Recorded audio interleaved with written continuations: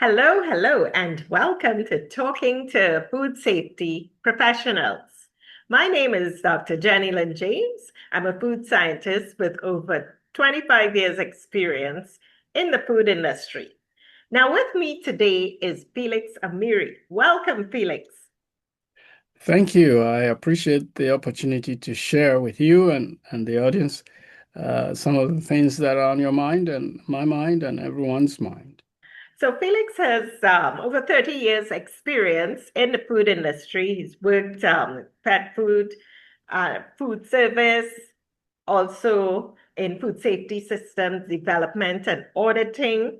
And Felix is an advocate for SSQA, food safety, security, and quality assurance in the food industry.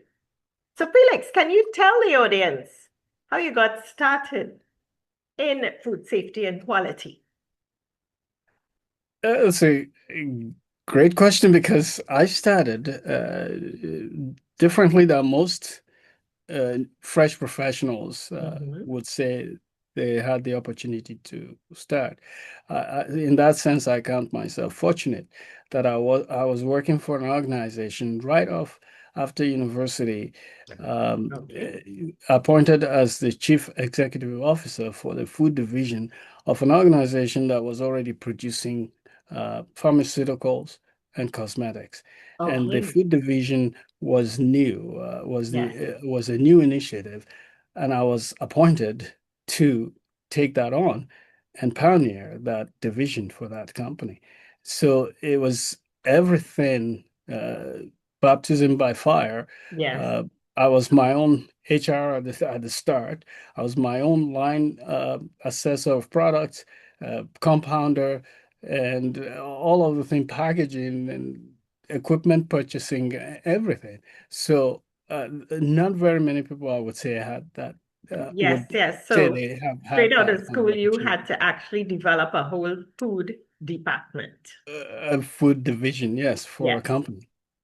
So great experience. And what other roles have you held over the years?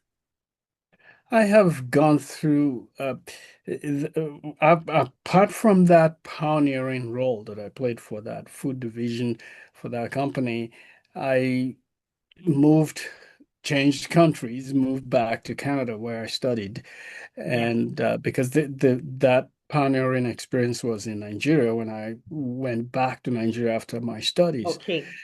Now, when I returned to Canada, I started right from the ground floor, you might say. Yes. I was doing quality control, and I requested to actually become a product compounder on the line. So producing, actually making batches Right. for a condiment operation.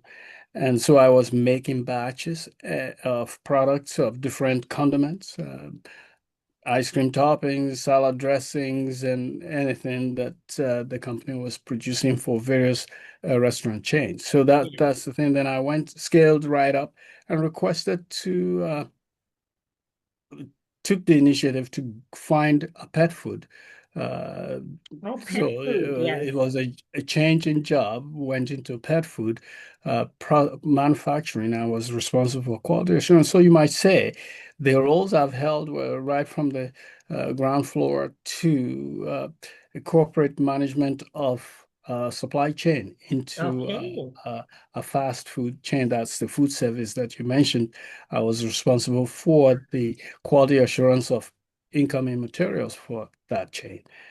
So Right. it's been through, and then of course the auditing and other functions that I've held. Okay. Thank you. And what are some of the challenges you would say these days with food safety? The challenges that I see, and in fact experiencing not directly but in conversation, is that there seem to be the absence of properly setting goals. Oh, And I see that as a challenge because, again, we know that if you don't have a goal, you always achieve it because it's no target. You will Mhm. always hit the target. So um, I uh, I think that's one area. And what kinds of goals are we setting? I see the challenge being that we're satisfied with quasi goals more than the actual goals.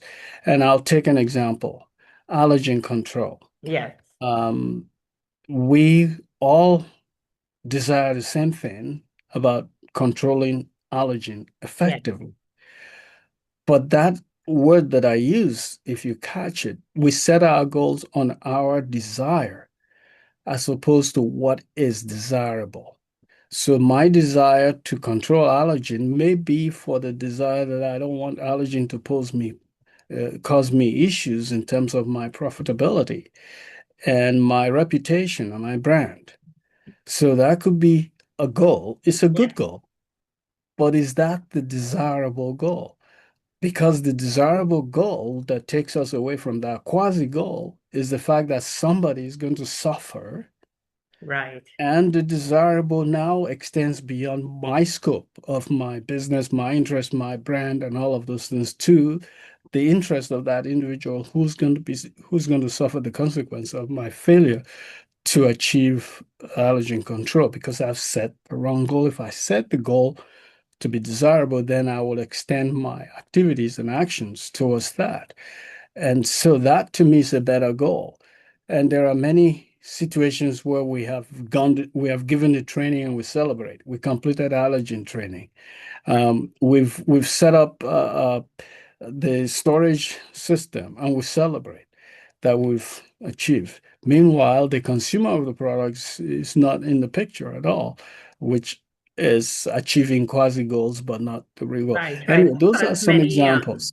recalls have Those are been challenges. associated with Yeah. allergens over the years. Sorry, was that a question I didn't quite No, no, no. catch? I just agree with you.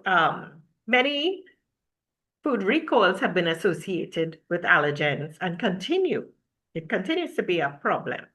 So, Right, because we've not set the right at the goals to goals, pursue. yes. Yeah. And what advice would you give to new graduates coming out, with their food technology or food science degrees? I would place myself in the position of a new graduate to answer this question because there are two channels that I can pursue that are quite active. One is more active than the other. Yes, The channel of assessing companies to determine their food safety status, their ability to manage food safety. That's one channel that I could pursue. And a lot of fresh graduates who are in the food safety seem to be channeling through that. But to me, that is more or less policing companies and giving them certifications or some recognition that they're doing a good job.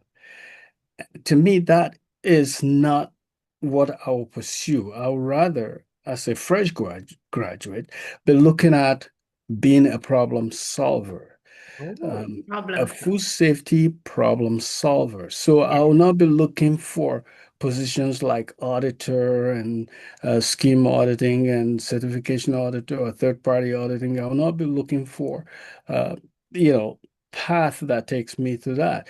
Although there may be some benefits from that, but I can do that, audit a company, and acknowledge or recognize what they're doing if I'm solving the problem. In fact, I'll do it better if I'm okay. focused on a problem solving, Yes, because my focus will be to find positions like quality assurance supervisor, quality assurance manager, director of quality and food safety, along those lines. Those are the lines that give me opportunity to solve problems yes. as And opposed research to and the auditing. development. Auditing's more fault finding, and then you are gone.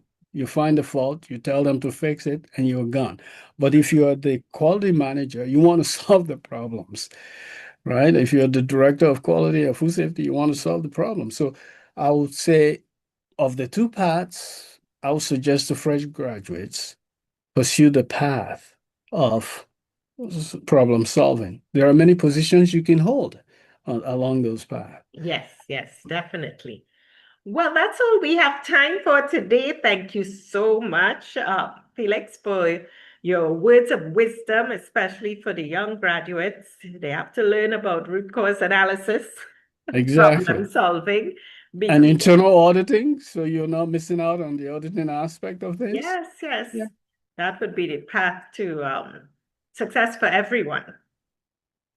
And how can the viewers get in touch with you? The fastest place for you to get in touch with me is through the LinkedIn platform. I believe you have my Yes, I will profile put contact your there. LinkedIn. And then I could serve as the launch pad, you might say, the point to diverge from into whatever your inquiry is. Uh, you can ask me there if you're interested in the hub, what it offers, and what you can how you can pursue your problem solving uh, channel or track through that. I'll be glad to help you through that or Okay. any of the other engagements or involvements. Thank you. So I will put Felix his LinkedIn profile on the in the description box as well as the SSQA hub link in the description box. Thank you so much again for your contribution today. Thank you, Jenny Lind. It's been a privilege to be able to have this chat. Okay. Please hit the like button, like our video, and remember to subscribe to the channel Food Safety Smart so you can be notified every time we interview another amazing food scientist.